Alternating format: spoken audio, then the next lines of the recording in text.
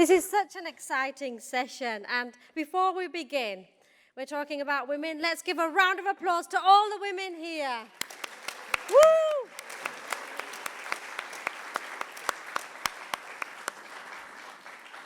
So the title of this session is Building Cultures of Peace, Justice and Healing for the Earth and All Living Beings, Women's Empowerment and Environmental Sustainability. Now, our environment is referred to as the divine feminine, Mother Earth who nurtures, nourishes, and provides all the essentials for our existence. And also that of millions of other species. But according to the United Nations Biodiversity Report, which is only dated last month, May 2019, 1 million species are going to be extinct very soon due to humankind. But can we use the word humankind? Are we kind? Are we kind humans? We must not forget that we are also a species. And we can talk about the next generation. We can say they will improve things, they will make the difference, but there may not be a next generation of mothers producing children. So what is it that women can do to save our planet? We have some wonderful speakers here today, so I would like to start by inviting Subhi Dhupar, who is the URI Regional Coordinator for North India and Afghanistan, to introduce our keynote speaker. Thank you.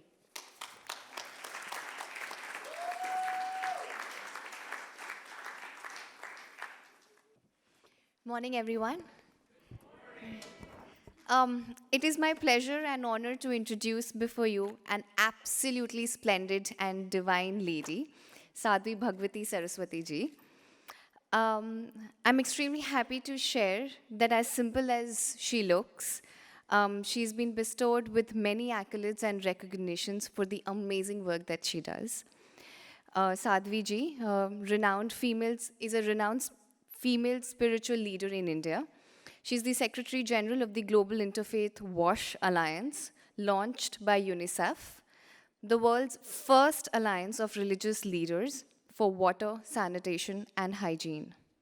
She's the President of the Divine Shakti Foundation, a charitable organization bringing education and empowerment to women and children. She's also the Director of the world-famous International Yoga Festival, serving as the Vice Chair of the United Nations Advisory Council on Religion and on the Steering Committee of the Partnership for Religion and Sustainable Development.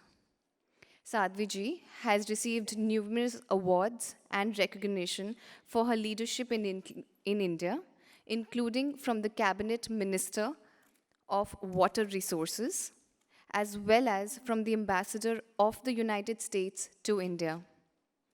Originally from Los Angeles and a graduate at Stanford University, Sadhvi ji has lived at Parmarth Niketan for over 23 years now, where she gives spiritual discourses, satsang, and leads myriad of humanitarian programs. Please give her a big round of applause.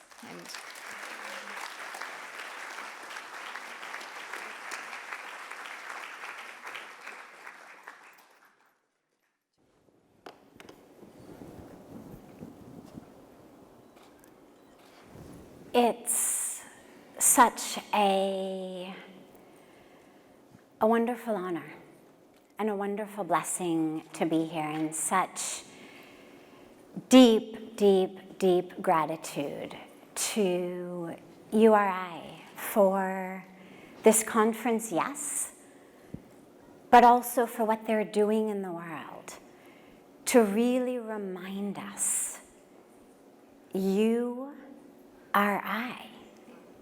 mean, we toss it around, but if every time we tossed it around, we actually really remembered how many of the problems that afflict us today would be gone just in that, just in remembering, you are I. So thank you so, so much for the opportunity to be here. And when we talk about women's empowerment and the environment, when I first saw the email with the topics, I thought, oh, okay, this is great. 2 really good, important topics. And then as I sat with them, you realize, oh, wait, these aren't 2 topics. They're not just 2 aspects of development or 2 things to remember for any well-intentioned and functional NGO or FBO that we have to make sure to get checked off on our to-do list. Yes, women's empowerment. Yes, environment. But they are interlinked and interlocked in a way that is so deep and that runs on so many levels, from the logistic to the cultural to the spiritual. In most of the world's languages that have masculine and feminine properties, nature and the earth are feminine. In the Sanskrit language, the energy of creation, Shakti, that which creates all, that which moves the universe, feminine. That which is created, Shrishti, feminine. Nature, Prakriti, feminine. So that energy, that feminine energy, is the energy of creation, the energy of that which is created, that call to create. Mahatma Gandhi used to pray every day, "Oh Lord, make me more feminine." Why? Not make me more dainty, not make me more ladylike, not that.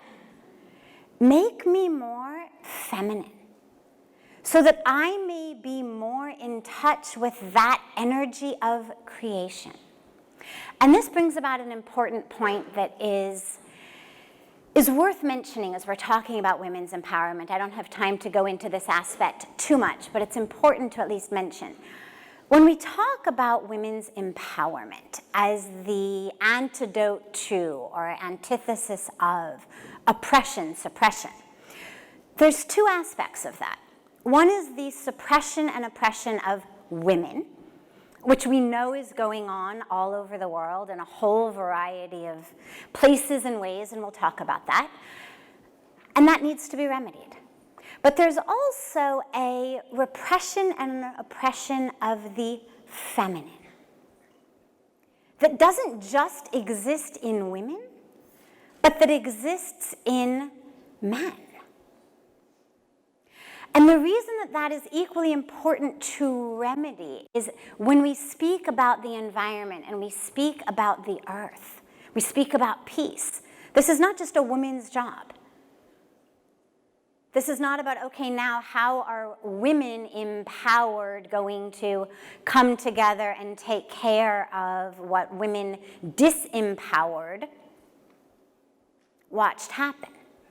But this is about how together the women and the men connected to that feminine energy are able to bring back a peace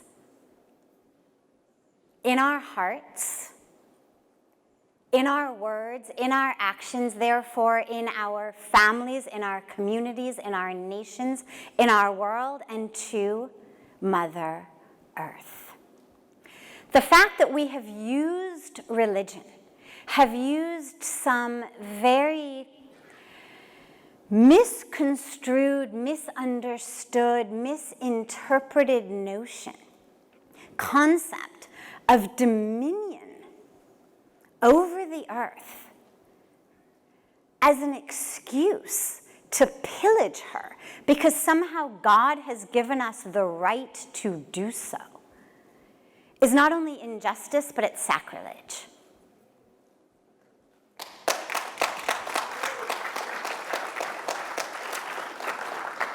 Justice for the earth is justice for women. Because that same myth of separation, that same ability to other the other, that same yearning for power that stems from our deep-seated fear of powerlessness, that same objectification of all things feminine that enables us to rape the earth is what enables us to rape our mothers, our daughters, our sisters, and the women of this world. And so that myth of separation must be healed. And that is what we are here together to do. There's a story I love of 3 men who are stranded on a boat in the middle of the ocean.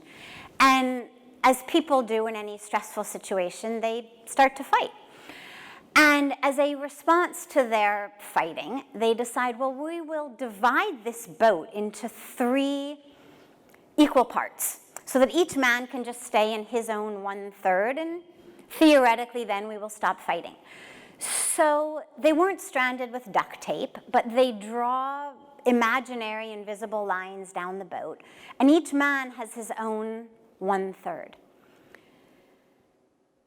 A few days later, 2 of the men look over and they notice a leak has sprung in the 3rd man's part of the boat. And they say, "Stop up the leak. This boat's going to sink. We're all going to drown." And the 3rd man says, "Oh, don't worry." He says, "It's only leaking in my part of the boat." And I love the story because we laugh and we realize, of course, that imaginary and invisible lines, or no imaginary and invisible lines, a leak in any part of the boat is going to bring the whole thing down. And yet, as we live in this myth of separation, this myth of othering the other that enables us to oppress and oppress the women and the feminine and the earth, we're all sinking. We're all drowning. As we speak more specifically about women's empowerment and the earth, we have to realize that the way that women are impacted by the environmental crisis is not just logistic, and we'll talk about it. We'll talk about the logistics, we'll talk about water, we'll talk about land, we'll talk about all of that. But it's deeper than that.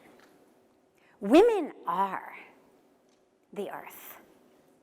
We say Mother Earth. We say Mother Nature. Women are the earth. In the Sanskrit tradition, there's a mantra that is recited very frequently that says Vasudev Kutumbakam, and it means the world is a family. But literally what it means, Vasudha, is the earth. And literally what it means is that all that of Vasudha is one. We are all one of Mother Earth, of Mother Nature. And we are here together as people of faith. And the power of faith is the power of oneness, of recognizing that that same creator and that same creation lives in us. And so yes, we are one with the sacred creation, and we are one with the powerful creator, which means we have the power to make a change. And that is what we are being called upon to do.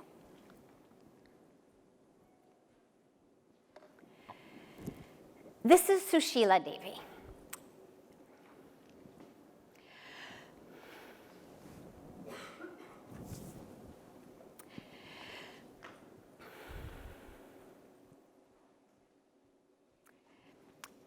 She lives in a slum of Delhi, of North Delhi. And water's running out in India. I'll show you slides after this of other parts of India. But in her slum, there's no water, except every day, theoretically, when the system functions, a tanker of water comes in.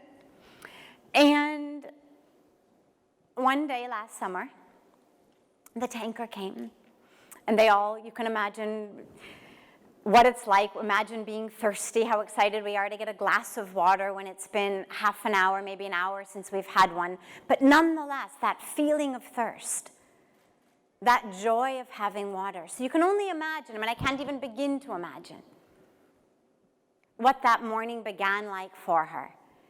So excited, the tanker's coming, they're going to get water, they'll have water to drink, water to cook with, maybe even water to bathe in. But there wasn't enough water, and fights broke out. And her husband and her son were killed in the fighting. Her husband's name was Lal Bahadur, and her son's name was Rahul. And they were killed in the fighting. And I share this, there's a lot of stories, I'm only going to tell this one. But I share this because this is the future of what's happening in our world, in this acceptance of the myth of separation. Well, she's different from us, she's separate from us. I can just go out and buy a bottle of water, we're all okay. Only for a very, very short period of time can we live in this myth of separation.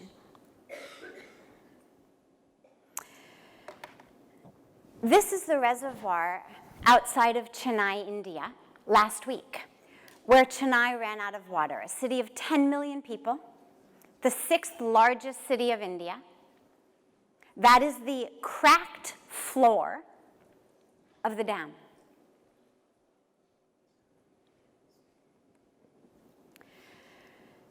By 2020, which is basically today, 21 cities in India will have no more groundwater.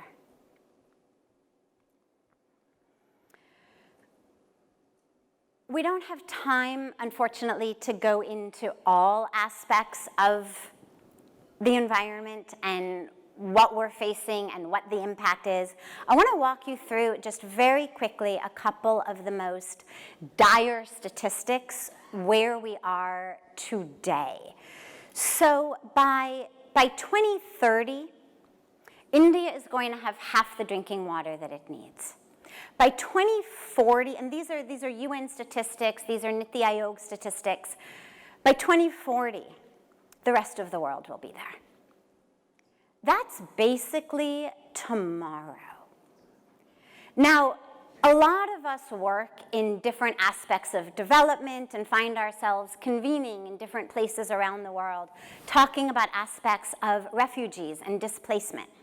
Well, it is said that by 2040, we will have up to 700 million water refugees, UN statistics. Up to 700 million people displaced. Now, whatever you care about, whatever area you're working in, is it human rights? Is it safety? Is it food? Is it sanitation? Is it children? Is it education? Is it violence? Whatever area it is, what we know is it's exacerbated in people on the move. And so every single situation we are currently faced with is just going to get worse. So walking you quickly through our foundation, our Global Interfaith WASH Alliance is the world's first alliance bringing together leaders of the different religions together for water, sanitation, and hygiene. The work of GWA is expanding As we've seen the power of faith to change the way we think and therefore the way that we behave and live and the choices that we make with regard to aspects of ending open defecation, of sanitation, of hygiene, and we're now expanding it into areas of women's empowerment and ending taboos against menstruation, ending early child marriage. I have a couple-minute video I'll show you in a few minutes about that. And really what we've seen is the power of faith to change how people think and therefore how they behave. These are some of our programs on the ground. I don't have time to go through them. I do have some brochures that we can make available afterwards. But we are working, as we say, on the grand level and on the ground level. And the previous slides were some of the grand level slides. These are some of the ground level slides. Tree plantation. Getting children, and especially girls, together planting trees. Trees are in many ways on a logistic level moving from the theological, the philosophical, the heart solutions of oneness to the on-the-ground practicalities. Trees are the solution. In many parts of India and the world, our rivers come not just from glacial sources, but actually from trees. That's what makes the rivers flow, is the water that comes from the trees. And so tree plantation is something that is truly an answer, and it's something that we are deeply, deeply committed to. And just to give you one incredible statistic, one oak tree in 1 year gives 40,000 gallons of water back into the environment. This is aside from the shade it gives. This is aside from the oxygen it gives. It's aside from the carbon dioxide that it absorbs. It literally is the water that it breathes, pumps out back into the environment. So if you can do nothing else, plant trees.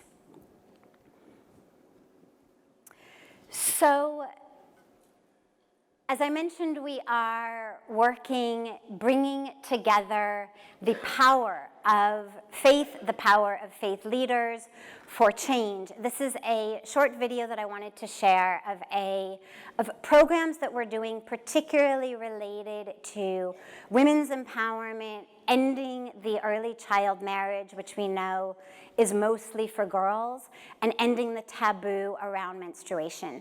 The program that you'll see here was in the Kumbh Mela recently in Prayagraj with 250 million people who came together, drawn simply by the power of faith. And we are committed to harnessing that and seeing how in that faith we can share with people ways of thinking and therefore living differently.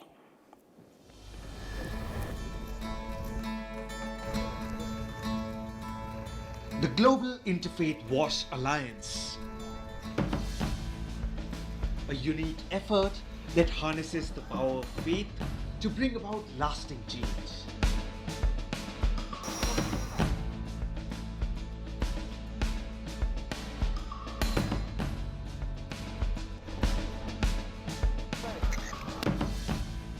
A humble endeavor to improve sanitation and hygiene, to empower women, and to create a future that is healthy and happy for all. Bharat के ऋषियों के वो संस्कार, भारत की ऋषियों की वो संस्कृति, उसको जिंदा रखने के लिए हमें अपनी मातृशक्ति को सम्मान देना होगा। सच मानिए, नारी को सामान से मत भरिए, नारी का सम्मान करिए। नारी का सम्मान ही उनका सच्चा आभूषण है। Thousands of women, local women, women from villages, girls coming together for a massive program for the equality, for the upliftment, for the actual logistics, the toilets, the education, the hand washing, the ground level and the ground level, to uplift, to change, and to transform the world. Jiva brings together faith leaders, decision makers, and experts, giving a new hope to young girls and women across the world. In that it comes together in India, bringing the 5 religions together, and the power of one voice of religious leaders, particularly as we saw yesterday, women, is incredibly powerful. अपनी बेटी को इतना योग्य बना दो, चाहे आप जो बनाओ, जो बनेगी भगवान के विधान से, लेकिन उसको वो दिशा दो, उसके ऊपर वो सारे रिसोर्सेज लगा दो. उसको IAS बनाओ, उसको IPS बनाओ, उसको डॉक्टर इंजीनियर बनाओ. चाहे मंथली तो एक नेचुरल प्रोसेस है. यदि मंथली नहीं होता तो दुनिया में कोई पुरुष ही पैदा नहीं होता. जो तुम्हारी लड़की है, अभी ढंग से उसकी पढ़ाई नहीं हुई है, अभी ढंग से ना वो साफ सफाई समझ रही है, अभी ढंग से ना उसने गृहस्थी समझी है, कैसे करना ये नहीं समझा है, अभी ना वो ताकत उसमें आई है, ना तुमने ढंग से खिला पिलाया है, उसको ताकत दी है, तो फिर अभी गृहस्थी में ढकेलोगी कैसे?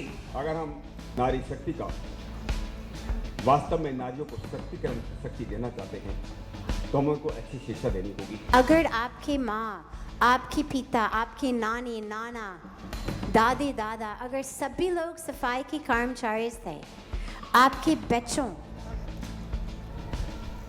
उनकी शिक्षा करा दीजिएगा, उनको स्कूल में भेजिएगा. और अगर उसके लिए कोई भी सहयोग चाहिए, आप हमको बता दीजिएगा, तो हम आपकी सहयोग करेंगे उनकी एजुकेशन में.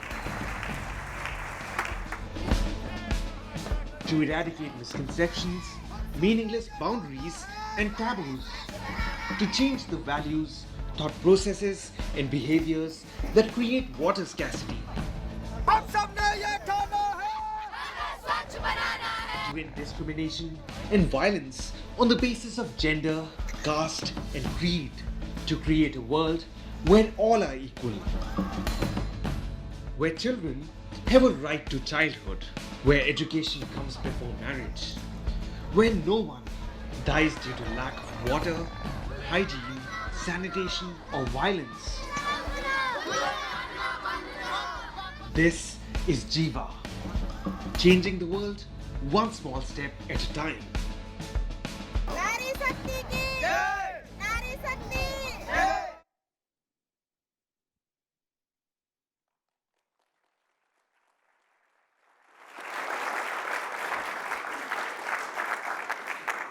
In my last 1 minute,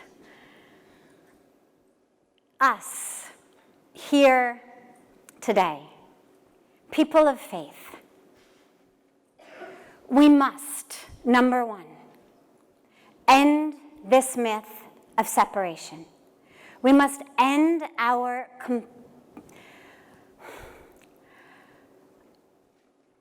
complicity with a system that is working to feed us separation on the basis of race, on the basis of religion, on the basis of socioeconomic status, on the basis of color, of culture, of sexual orientation, of gender, of course. We must absolutely refuse to be part of that. We have the answer. The answer is the oneness that all of our religious traditions in our own languages, in our own ways, in our own gospels have told us. Religion, faith, gives us the power of knowing what to say no to and knowing what to say yes to.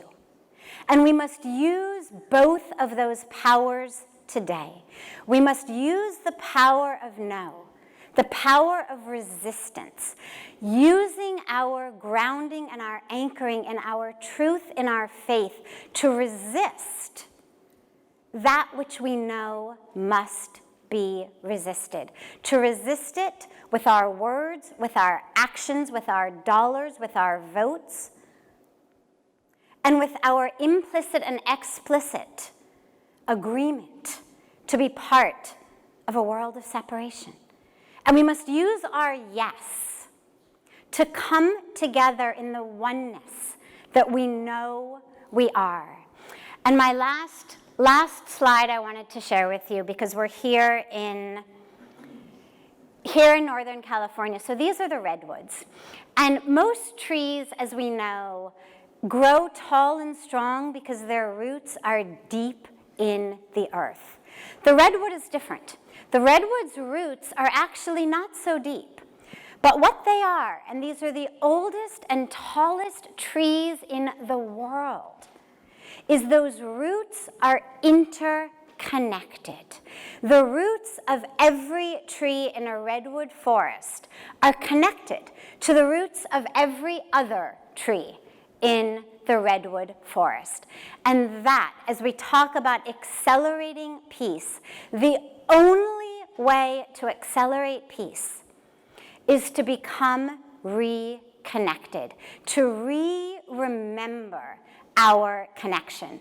And with that, as we close, I would just ask you all to join me and to rise as we are connected, and to raise your hands together with the beautiful inspiration of the redwoods in front of us, and to raise our hands together in a pledge and a commitment that we will not be co-opted into an illusion of separation, and we will stay grounded and rooted and anchored in our awareness and truth of our oneness with all of creation, with the Creator, with everyone and everything. Thank you.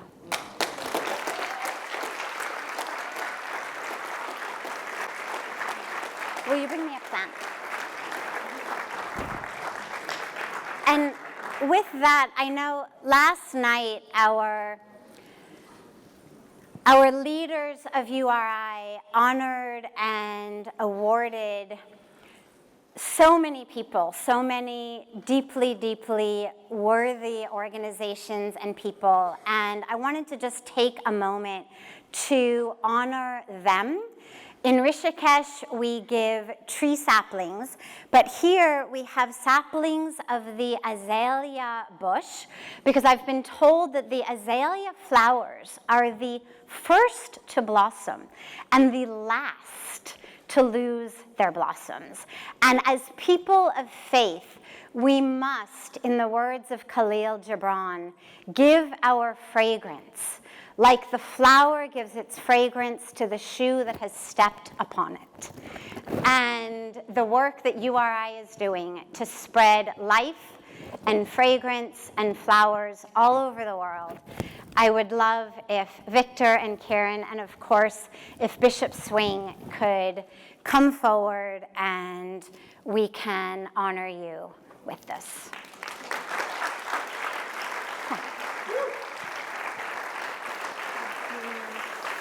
Thank you so much.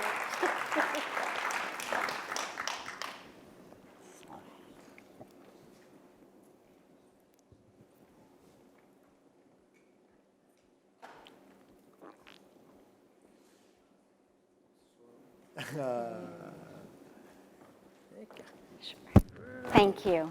Thank you so, so, so much.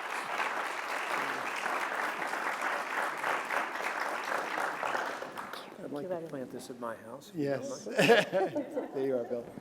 We actually have two. One can be for your house, one can be for the office. Thank you.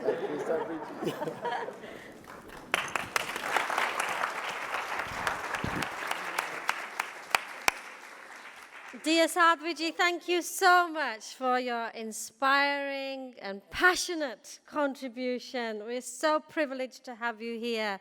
And thank you for highlighting, indeed, the dire consequences of what we are seeing through climate action, water shortage, and the important work that is being done. So thank you for all your hard work, and we look forward to working with you going forward. Let's give Sadhvi another round of applause, please.